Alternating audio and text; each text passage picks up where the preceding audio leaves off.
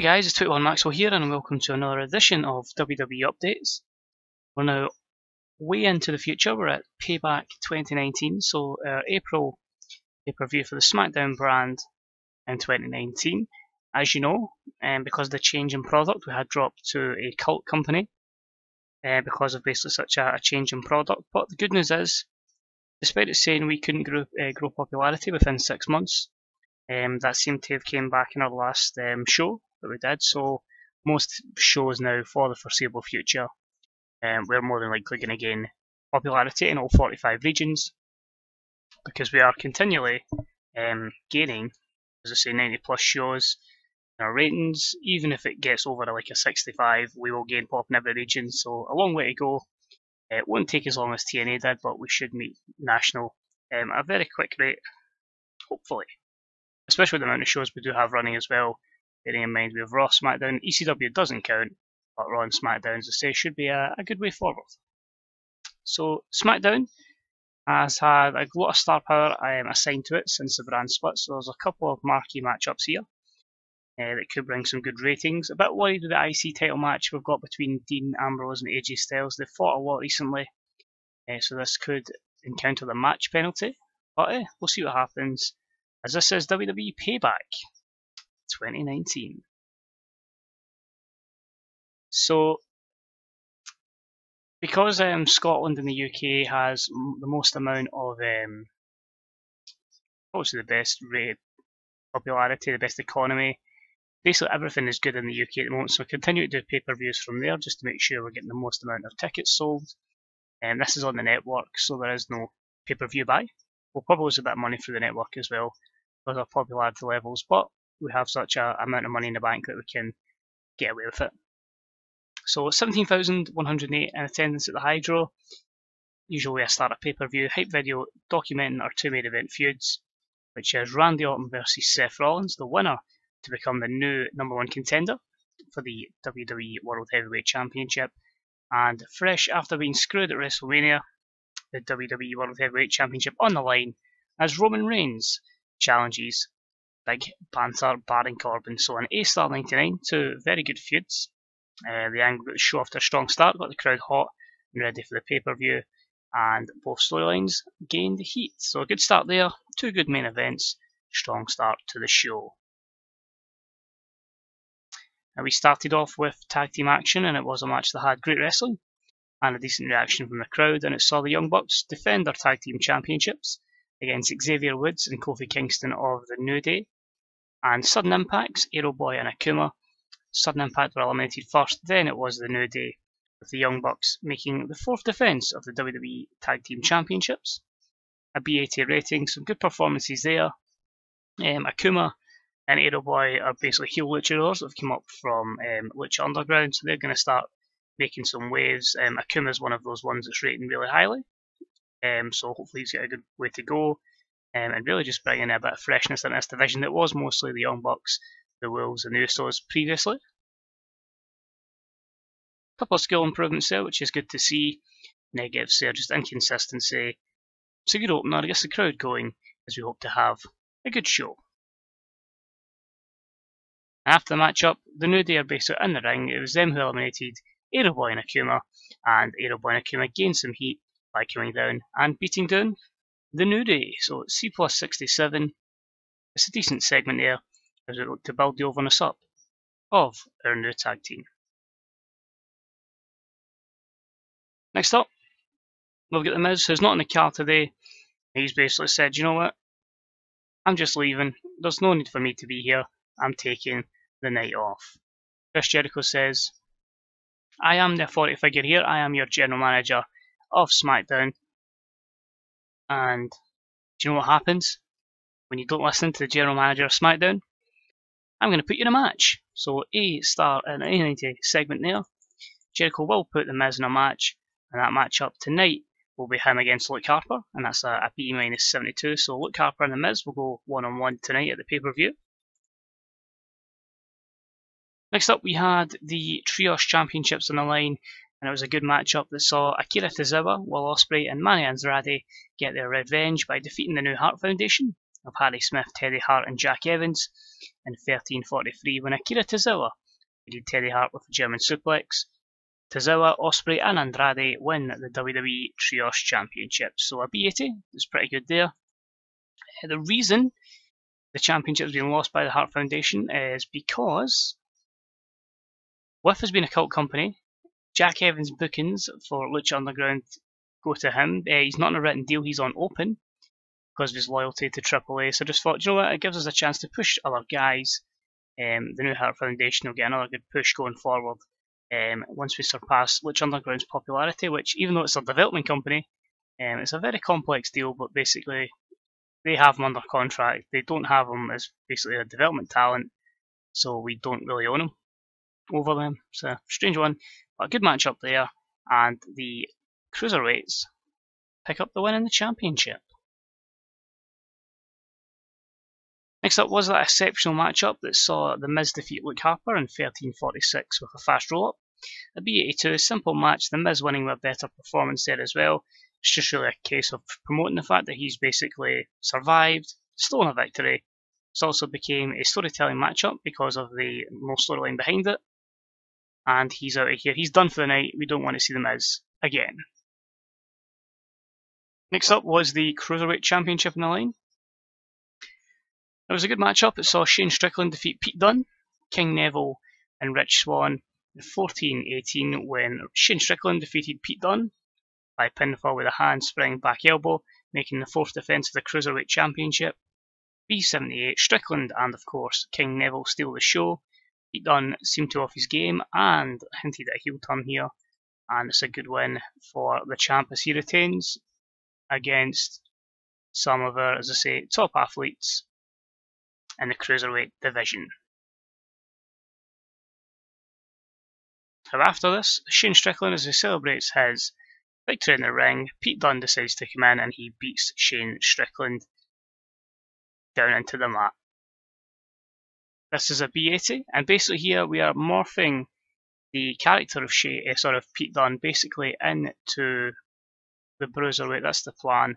He's going to basically turn full-blown heel into this character he is at the moment in real life, and as I say, hopefully we can get another guy that can go really over. So a good one there. Let's turn him, handle changes, complete the turn. Disgruntled employee is going to be the gimmick change, and above average. It does say he can't really play a heel, which obviously this mod started a year in advance of this, so maybe his heel stats weren't as good, but we'll see what happens. We'll hopefully develop into a solid worker. So good start there.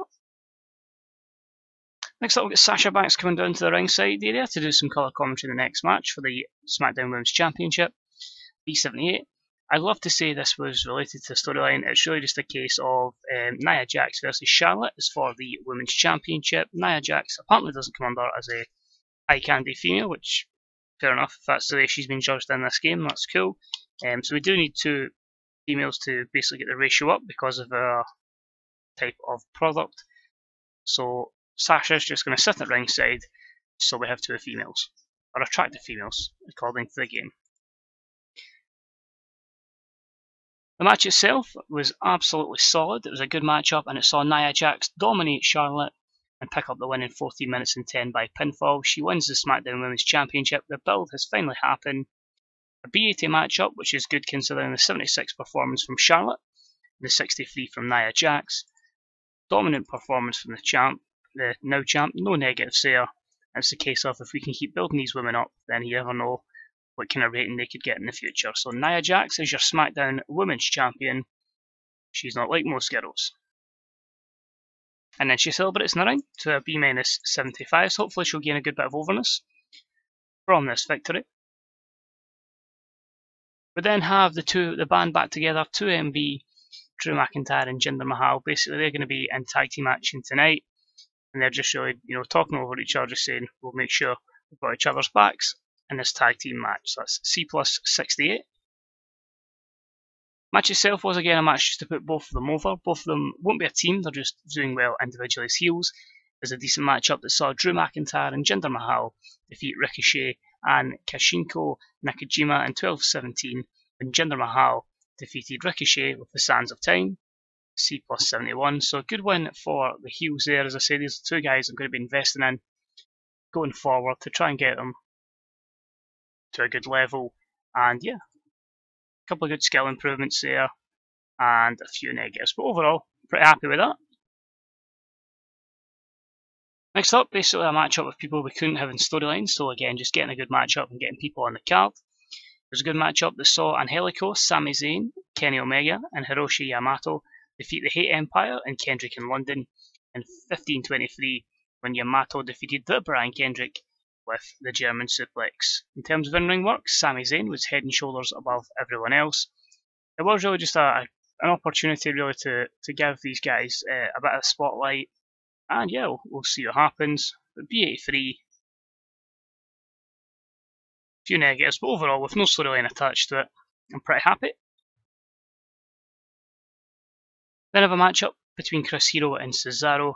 Cesaro moving to Smackdown out as Chris Hero, and Chris Hero says, "You know, we used to be friends, but recently you've turned your back. Where was the calls when I left WWE and you went to the main roster?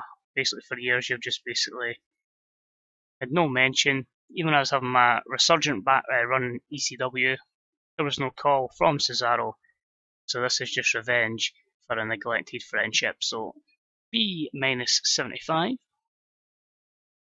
Match done okay. It was an exceptional matchup that saw Cesaro lose to Chris Hero in 22:11 when the referee stopped the match because Cesaro could not continue.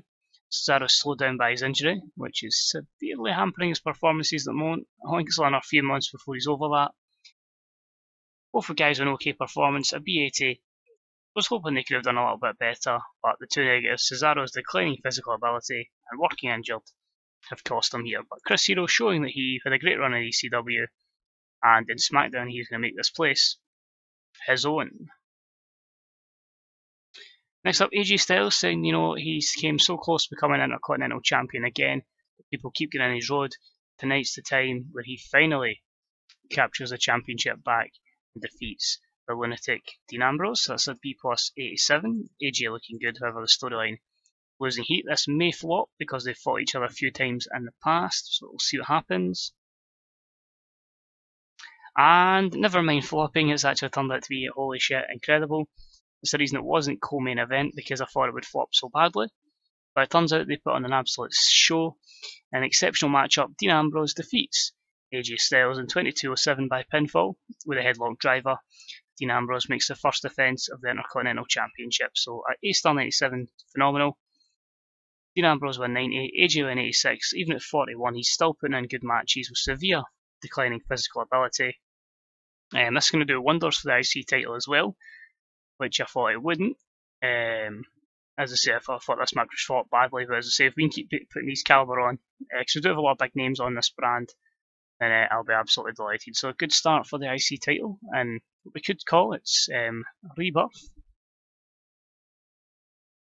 Dean Ambrose improving flying skills, you'll see negative there, was just the motivation of Dean Ambrose, as he lays it, or the declining physical ability of the phenomenal AJ Styles.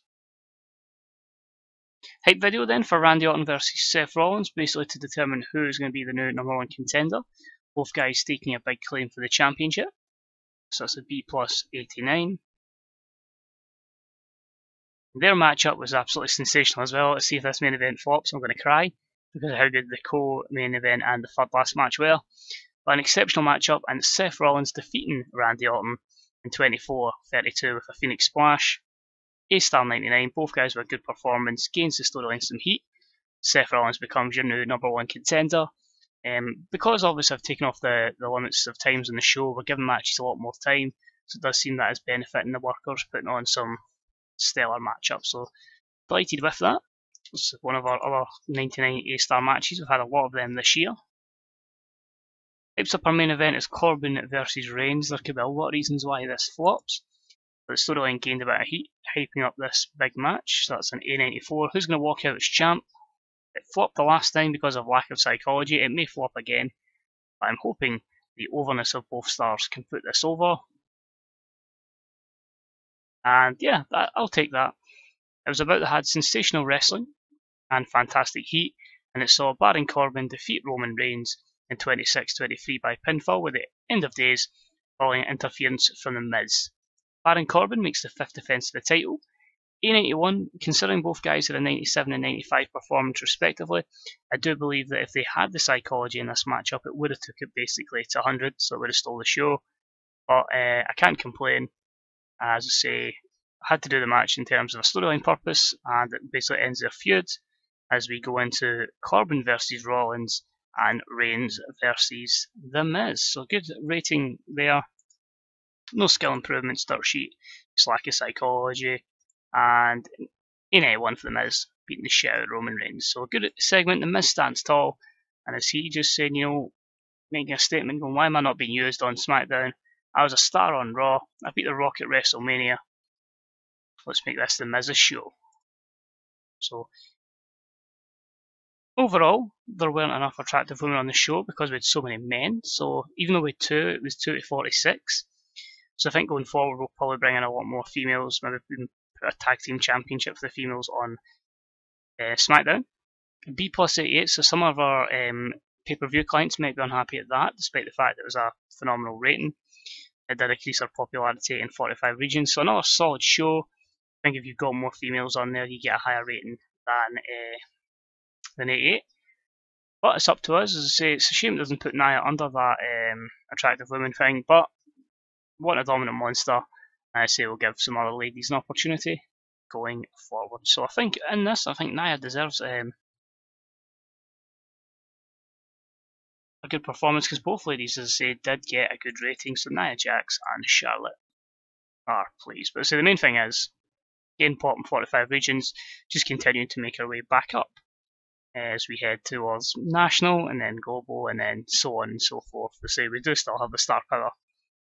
But at the moment, I don't know if at the end of the month that'll take a massive decline. So let's have a look here. Tyres went to our women's development. That's cool. There's anything else here that directly affects us? New Japan have got new broadcasting deals. Struck gold with the show. So we'll get, because obviously of this situation as well, we do have a lot of situations where wrestlers want a better push. So we'll have to look at that with Ty and Chris Hero. Jellyfield's going to House of Hardcore, that's cool. So we'll need to watch 2 of our deals there. Just hope we can extend them, or we'll have a little loss in Japan there. They've all been dealt with Sunday, and yeah, we don't have a pay-per-view by.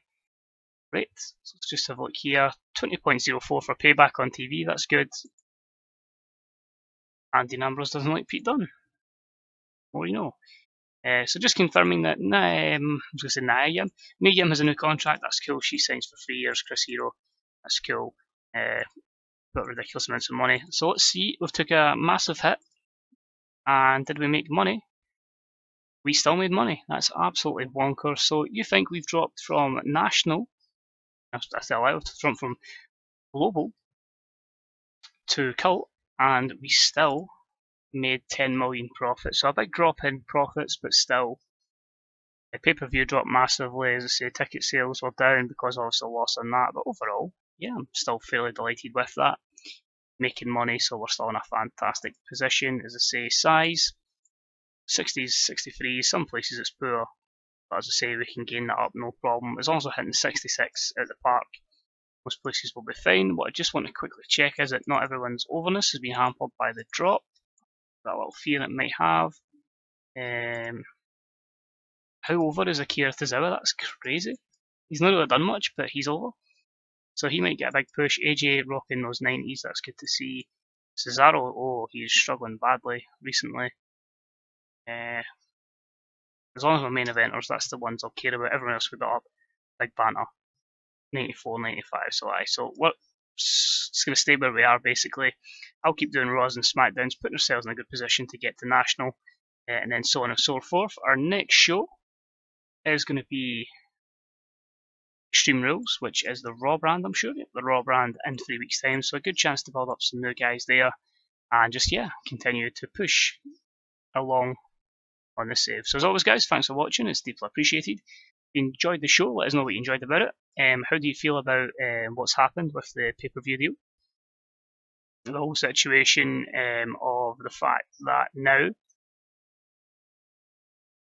I don't know why I said pay-per-view there, I'm actually confusing myself. Basically the whole situation with dropping, sorry, to Cult, with the change in product is what I should have said. If you try it yourself, if you notice such a massive loss like that, how long do you feel, if you've got an idea of how long it will take us to get back to where we were?